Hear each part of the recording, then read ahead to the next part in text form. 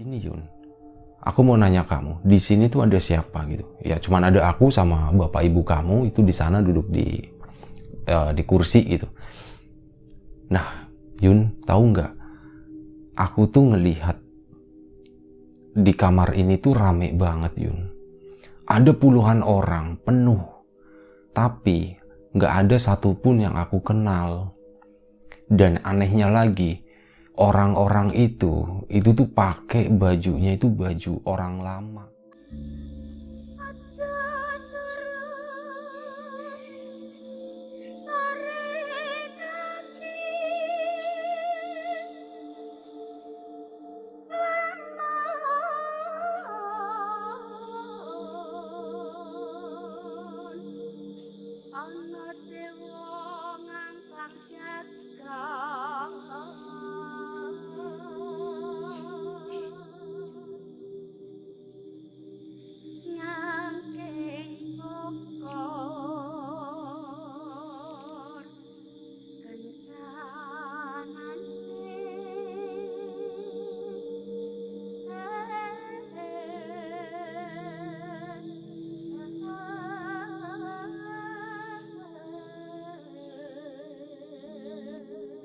Ini adalah cerita ke-218 di Lapak Horor, dan kali ini masih mengangkat cerita dari kawan subscriber. Dan kali ini adalah cerita kiriman dari Mbak Yuanita atau Mbak Yuyun, atau mungkin dalam cerita ini gue akan nyebutnya pakai nama Yuyun aja.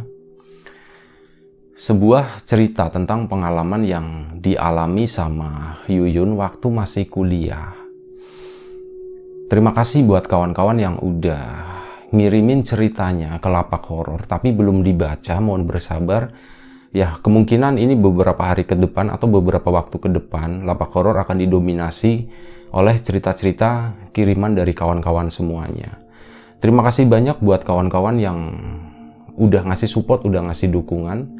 Terima kasih buat kawan-kawan subscriber semuanya. Terima kasih buat kawan-kawan yang udah ngasih like, udah nge-share ceritanya Lapak Horor ke yang lainnya juga. Dan gak lupa juga, terima kasih banyak buat kawan-kawan yang udah ninggalin komentar. Terima kasih banyak semuanya. Nah, balik lagi ke cerita Yuyun tadi. Sewaktu masih kuliah, jadi waktu itu Yuyun itu KKN ceritanya. Dan selama di KKN itu dia kenal ada salah satu teman dekatnya. Kejadiannya itu tahun 2010 ya. 2010 ya, 10 tahun silam. 10-11 tahun lah. Nah, di situ tuh ada teman dekatnya namanya Ririn. Jadi mereka tuh sering ngobrol ya. Ngobrol secara personal, termasuk kayak cerita tentang keluarganya seperti itu. Dan Yuyun itu sering cerita ke Ririn tentang kakek neneknya, tentang kampungnya. Dan ada hal yang paling menarik buat Ririn, itu sewaktu Yuyun cerita tentang kakek neneknya yang masih sangat kental menganut kejawen. Dan hal itu tuh sering banget ditanyain sama Ririn ya. Yun, gimana kabar kakek nenek gitu. Terus ya ceritain apa aja kegiatannya, seperti itulah. Dan Yuyun ya, dia ceritain apa yang Yuyun tahu gitu ya. Meskipun sebenarnya Yuyun juga nggak tahu banget masalah kejawen, tapi apa yang Yuyun lihat, apa yang Yuyun dengar, itulah yang diceritain ke Ririn. Sampai akhirnya, menjelang akhir KKN, Ririn itu ngajakin, Yun, nanti kalau KKN-nya udah kelar, kita main ke rumah itu yuk, ke rumah Simbah katanya. Maksudnya simbahnya Yuyun ya, kakek neneknya. Nah, Yuyun ya dengan senang hati gitu, ayo main ke sana, asik kok. Simbah tuh orangnya enak, dan di kampungnya, di rumahnya tuh juga enak banget. Rumahnya tuh adem banget, kampungnya juga masih, ya boleh dibilang masih kampung banget, masih rindang, masih hijau katanya. Ya udah sih, Ririn ditambah plus seperti itu ya. Ririn pun jadi makin excited, Yuyunnya jadi seneng. Akhirnya selesai KKN tadi, mereka pun pergi ke rumah kakek neneknya. Setelah Yuyun pulang dulu ya, Yuyun pulang ke rumahnya. Ini kejadiannya di salah satu kota di Jawa Tengah, gue nggak perlu nyebutin kota mana. Akhirnya mereka Yuyun sama siapa si Ririn, ini satu kota mereka itu, pulang ke rumahnya Yuyun, terus langsung pergi menuju ke rumah kakek neneknya. Izin dulu sama orang tuanya. Pak, Bu, Yuyun sama Ririn mau main ke rumah Simbah katanya. Ya, bapak ibunya senang aja. Ya udah sana, salam ya buat ini, buat Simbah di sana katanya. Oh iya, ya udah mereka berangkat. Sampailah singkat cerita, sampailah mereka di rumah kakek neneknya. Di sana sangat disambut baik ya, yang namanya kakek nenek nyambut cucunya itu pasti seneng banget gitu kan. Sini apapun lah, bener-bener meskipun Yuyun udah kayak udah remaja, udah kuliah, udah KKN kayak gitu, tapi kayak masih dianggap kayak anak kecil kayak gitu. Dan mereka tuh akhirnya tinggal di sana itu selama beberapa hari. Dan Ririn selama di sana itu benar-benar kayak dia itu ya seneng banget, banyak bertanya-tanya tentang masalah budaya, masa lalu orang Jawa itu seperti apa, termasuk tentang kejawen itu seperti apa. Tapi sorry ya, di cerita ini tuh nggak dijelasin secara detail, jadi gue nggak bisa jelasin detailnya seperti apa gitu. Intinya seperti itu doang, banyak bertanya ke kakek neneknya.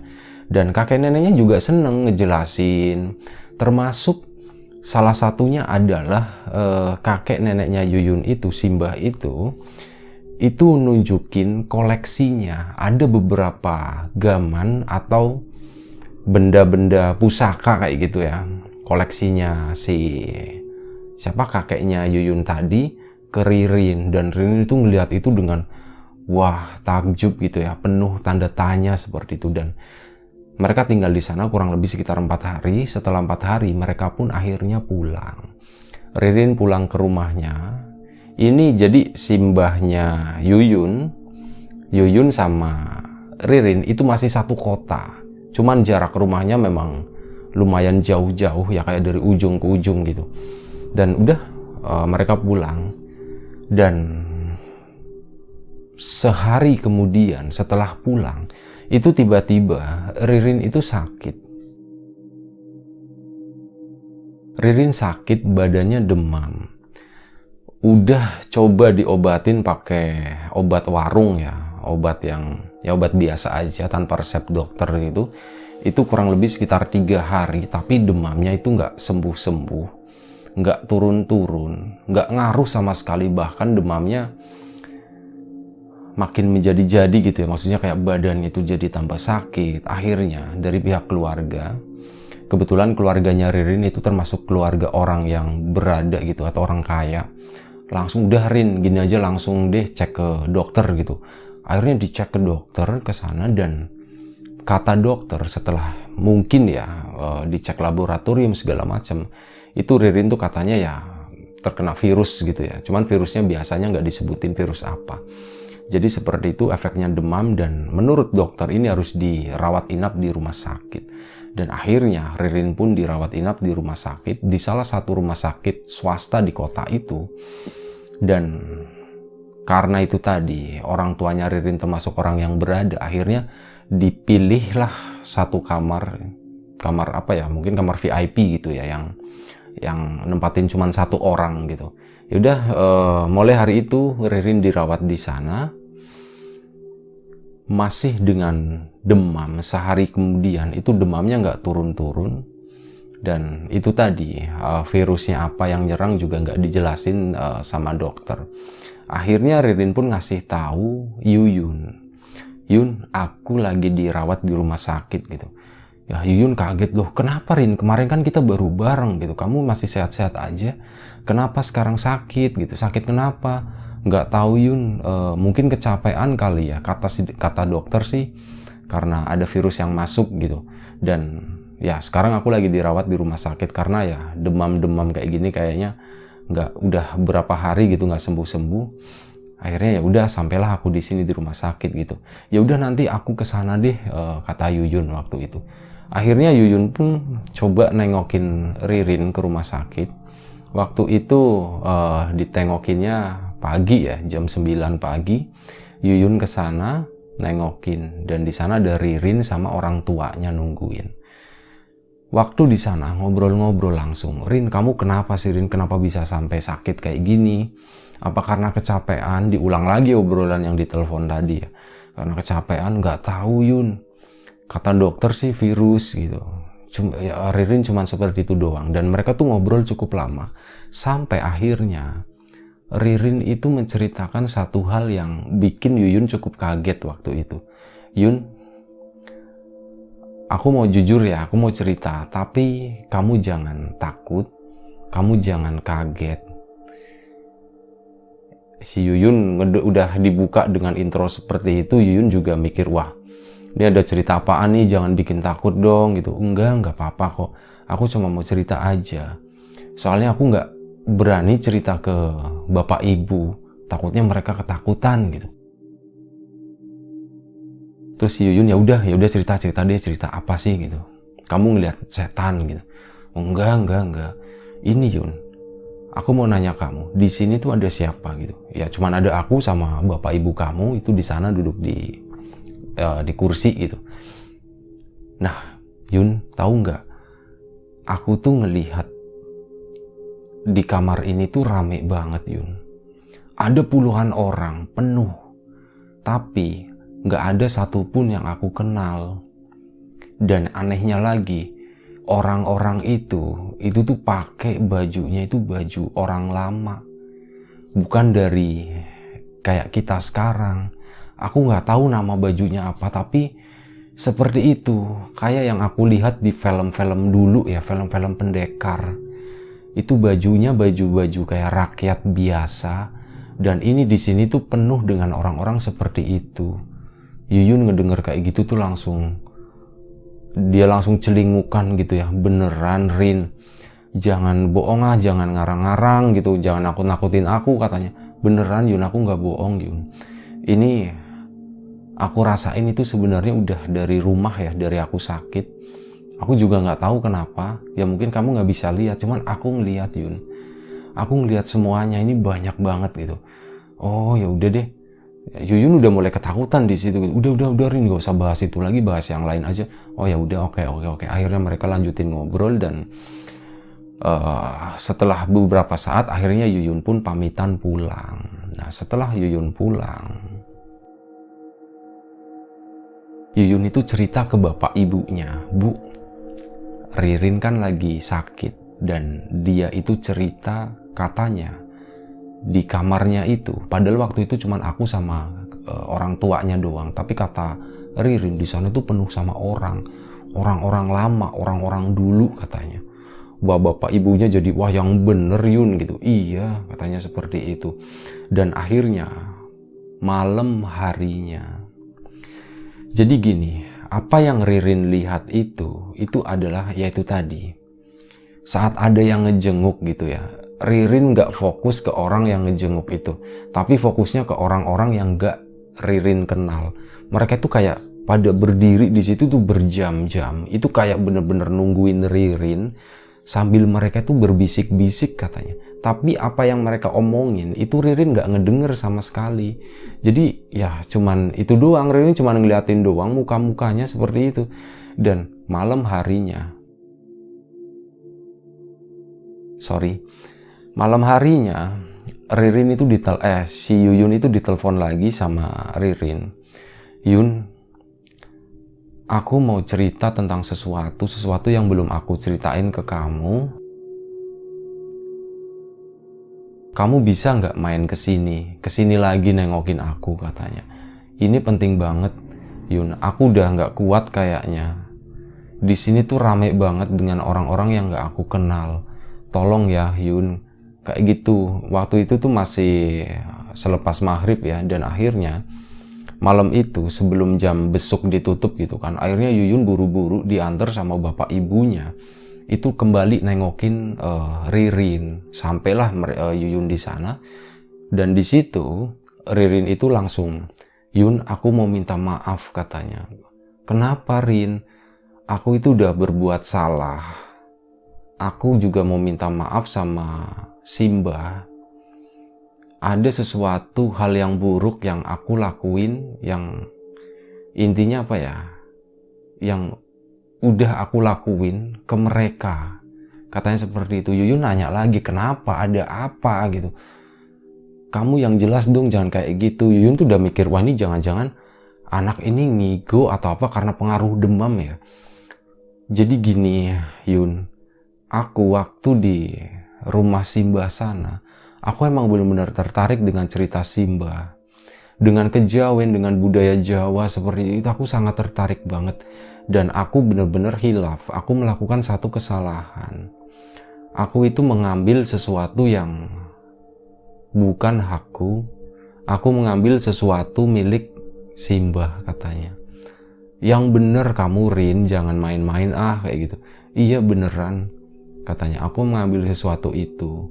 Apa? Tanya si Yuyun gitu, apa Rin gitu. Aku itu ngambil ada sebuah tombak itu yang dibungkus pakai kain hitam. Itu adalah punya Simbah yang aku diem-diem, aku masuk ke kamarnya dan itu aku ambil. Dan aku ngerasanya semenjak aku ngambil barang itu, semenjak aku melakukan kesalahan itu, ini orang-orang ini itu kayaknya ngikutin dan aku jadi sakit katanya. Kata Ririn seperti itu. Sorry ya, gue masih batuk. Dan akhirnya Yuyun pun, wah terus enaknya gimana Rin? Kamu mending minta maaf langsung aja sama Simbah katanya. Wah iya, aku sebenarnya juga pengen, nih kalau aku udah sembuh, aku rencananya mau minta maaf sama Simbah. Ya udah, akhirnya ya udah gini aja deh Rin, besok pagi, ini malam ini aku temenin kamu di sini gitu. Wah terima kasih banget Yun, emang dari tadi aku juga mau minta kamu nemenin aku di sini. Aku nggak berani sendirian dan ya aku bisa berani cerita seperti ini juga ke kamu doang katanya seperti itu. Ya udah akhirnya si Yuyun bilang ke orang tuanya, Pak, Bu, aku mau nemenin Ririn di sini malam ini katanya. Oh ya udah, bapak ibunya Yuyun pulang, Yuyun tetap di situ dan lanjutin ceritanya ya. Dan waktu itu Yuyun itu bilang, aku besok coba deh ke rumah Simbah, nanti aku jelasin apa yang udah kamu lakuin, apa yang udah kamu perbuat. Esok paginya, pagi-pagi, bener-bener pagi, itu Yuyun langsung pergi ke rumah Simbahnya. Di sana langsung ngomong, Bah, minta maaf. Ada kesalahan yang dilakuin sama temen Yuyun tempo hari yang main kesini, yang Ririn itu katanya. Oh, yaudah sini Ndok, duduk dulu sini, duduk katanya. Udah Yuyun duduk di situ, ceritalah apa yang diceritain Ririn semalam. Seperti itu Mbah, Ririn itu hilaf, dia tuh mengambil salah satu yang Mbah punya katanya. Oh, kakeknya yang ngejawab ya, oh kalau itu ya Mbah juga tahu. Sebenarnya Mbah udah tahu dari awal Ririn datang ke sini itu memang seperti ada niatan yang kurang baik, tapi Mbah itu menghargai ya, karena Ririn sangat tertarik dengan apa yang Mbah suka juga, katanya seperti itu. Tapi ya udah, Mbah itu nggak apa-apa, Mbah itu ikhlas katanya. Mungkin ada yang belum ikhlas, bukan Mbah tapi yang lain gitu, yang nggak kelihatan katanya. Seperti itu. Ya udah, gini aja deh, tunggu sebentar ya, Mbah beberes dulu. Nanti kita berangkat ke sana, kita tengokin Ririn katanya. Tapi minta bapak kamu jemput ke sini pakai mobil katanya. Ya udah akhirnya si Yuyun cerita, nelpon bapaknya, Pak, nanti minta tolong jemput Simbah sama Yuyun mau nengokin Ririn ke rumah sakit. Wah emang ada apa? Kenapa ada Simbah segala? Bapaknya mulai kepo bertanya-tanya gitu. Udah nanti aja lah Pak dijelasinnya, biar Simbah aja yang jelasin gitu. Udah akhirnya siang itu bapaknya datang ke situ jemput kakek neneknya sama Yuyun. Berangkatlah mereka nengokin Ririn. Sesampainya di rumah sakit, Simbahnya masuk. Waktu Simbahnya masuk, Ririn itu langsung, Mbah ngapunten Mbah, maaf Mbah, Ririn udah berbuat kesalahan, banyak kesalahan yang Ririn lakuin, termasuk kesalahan fatal ini. Ririn hilaf ngambil sesuatu yang Mbah punya, ngambil gamannya Mbah katanya. Oh ya udah, nak Ririn, ndak apa-apa, Nduk, katanya. Mbah itu sebenarnya udah ikhlas, tapi mungkin ada yang nggak ikhlas, yang nggak kelihatan, yang ada di sini, kata si Mbahnya tuh kayak gitu. Wah, Ririn di situ kaget kan. Jadi Mbah ngeliat juga, katanya. Iya, Mbah ngeliat juga. Ini mereka biasanya di rumahnya Mbah. Cuman mungkin karena ada yang dibawa, jadi mereka ikutan ke sini, katanya. Waduh, di situ ya udah Mbah, Ririn minta maaf. Udah berbuat salah kayak gitu, minta maaf terus. Simbahnya pun bilang udah nggak apa-apa, Mbah udah ikhlasin, katanya seperti itu. Ya udah, akhirnya setelah itu Mbahnya pun pulang. Saat pulang, orang-orang, sosok-sosok yang nggak kelihatan yang di situ, yang berada di ruangan itu pada keluar satu persatu. Itu ngikutin Mbahnya Yuyun. Tapi sebelum mereka keluar, itu satu persatu mereka itu ngedatangin Ririn yang lagi berbaring di situ ya. Dan mereka itu satu persatu ngelus kepalanya gitu. Sek, terus keluar. Satu lagi dielus lagi, keluar. Dielus lagi, keluar. Sampai yang terakhir itu adalah sosok perempuan dengan pakai bajunya itu mirip kayak seorang ratu zaman dulu katanya. Katanya seperti itu ya, bentuk detailnya seperti apa nggak dijelasin. Cuman itu adalah sosok ratu, katanya seperti itu. Dan terakhir dilus begini, dia mengucapkan sesuatu tapi Ririn nggak bisa denger. Udah setelah itu si sosok itu keluar dari rumah sakit, dari kamar itu. Nah, anehnya sore harinya Ririn yang tadinya demamnya itu masih panas, itu mendadak turun, langsung adem badannya. Dan katanya Ririn tuh badannya udah bener-bener enakan, udah seger lagi. Sampai dokter yang check up sore itu bilang, ini kalau sampai besok pagi kondisinya stabil seperti ini, Ririn boleh pulang, katanya seperti itu. Dan bener aja keesokan harinya Ririn itu udah kondisinya udah stabil, udah adem, udah sembuh gitu. Akhirnya Ririn pun pulang. Nah, begitu pulang, Ririn sampai rumah, buru-buru ngambil sesuatu itu ya. Nah, waktu itu kondisinya, bapak ibunya Ririn itu udah tahu kejadian ini, bapak ibunya Yuyun juga udah tahu. Jadi di lingkaran itu orang-orangnya udah tahu ya, kesalahan Ririn itu apa. Begitu sampai rumah, langsung diambil itu benda. Jadi bendanya nggak dibawa ke rumah sakit, tapi ditinggal di rumah, di tas di sana. Itu benda itu diambil, minta tolong sama bapak ibunya, Pak, Bu, tolong anterin ke rumah simbahnya Yuyun gitu. Dan waktu itu Ririn langsung ngontak Yuyun, Yun, kita bisa ketemuan langsung di rumahnya Simbah nggak, katanya. Oh oke Rin, aku langsung ke sana, langsung meluncur ke sana. Udah mereka ke sana, ketemulah mereka di sana. Dan di sana langsung ketemu sama Simbahnya Yuyun. Dan Mbah, sekali lagi saya minta maaf, Ririn kesini itu mau ngembaliin benda atau barang yang udah Ririn ambil, katanya seperti itu. Dan oh iya, akhirnya diambil sama Simbahnya. Nak Ririn, sebenarnya gini, kalau kamu pengen benda ini, itu Simbah bisa ngasih ke kamu pengen nggak? Iya Mbah, Ririn itu pengen banget punya itu, katanya. Ya udah, ini barang ini, benda ini Simbah kasih ke Ririn. Nah, di situ terjadi serah terima. Dan semenjak serah terima itu, jadi begini. Waktu Ririn masuk ke rumah itu, di belakang Simbahnya Yuyun, itu ada sosok-sosok yang pernah Ririn lihat. Itu waktu di rumah sakit, mereka itu berjejer berdiri itu di belakang Simbahnya Yuyun.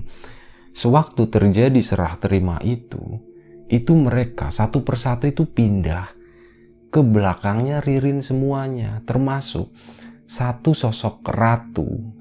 Itu yang jadi begini, Simbahnya Yuyun 2 sama satu lagi. Ini adalah sosok yang berdirinya paling depan, itu adalah sosok ratunya. Dan sosok ratu itu pun pindah ke belakangnya Ririn. Bukan belakang, ke sampingnya. Sementara sosok yang banyak itu pindah ke belakangnya Ririn. Nah di situ Simbahnya itu ngejelasin, ini nanti siapapun yang mendampingi benda ini itu akan pindah ke kamu katanya. Dengan segala resikonya ya kamu harus kuat, kamu harus bisa menanggung, kata Simbahnya tuh seperti itu. Njih Mbah, Ririn cuman bilang seperti itu.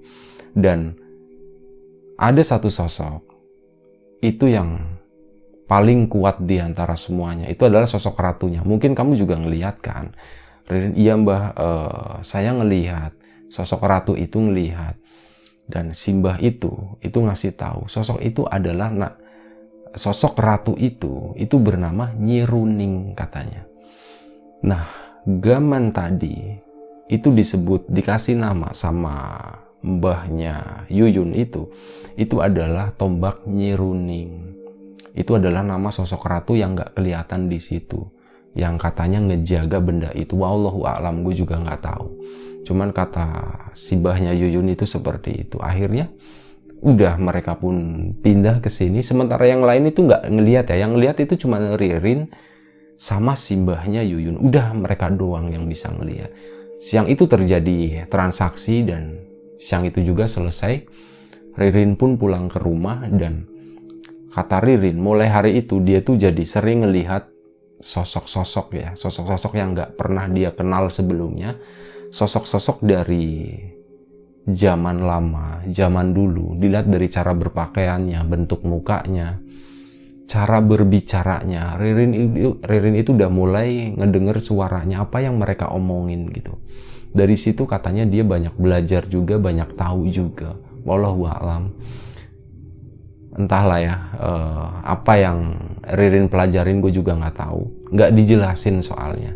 Nah semenjak hari itu ya udah, Ririn hidup dengan benda itu sampai sekarang katanya. Seperti itu. Nah ya kurang lebih ceritanya seperti itu dari Mbak Yuyun tentang sebuah pusaka atau sebuah gaman yang sebelumnya dimiliki sama simbahnya Yuyun itu tadi, kemudian berpindah tangan ke Ririn dengan ada plus-plusnya itu ya. Seperti itu. Ya gue mohon maaf misal ada sesuatu yang kurang nyaman saat menceritakan, ada sesuatu yang gak enak saat didengarkan, gue mohon maaf. Kita ambil sisi positif dari cerita ini dan kita buang jauh-jauh sisi yang negatif. Terima kasih banyak buat kawan-kawan yang udah mau nonton, mau dengerin cerita ini. Gue mohon maaf ya kalau suaranya agak berubah, karena memang gue kondisinya sekarang masih batuk, belum fit banget. Ya mohon dimaafkan. Sekali lagi terima kasih banyak, jaga kesehatan kawan-kawan semuanya. Terima kasih buat Mbak Yuyun atas ceritanya, jaga kesehatan kawan-kawan semuanya. Assalamualaikum warahmatullahi wabarakatuh.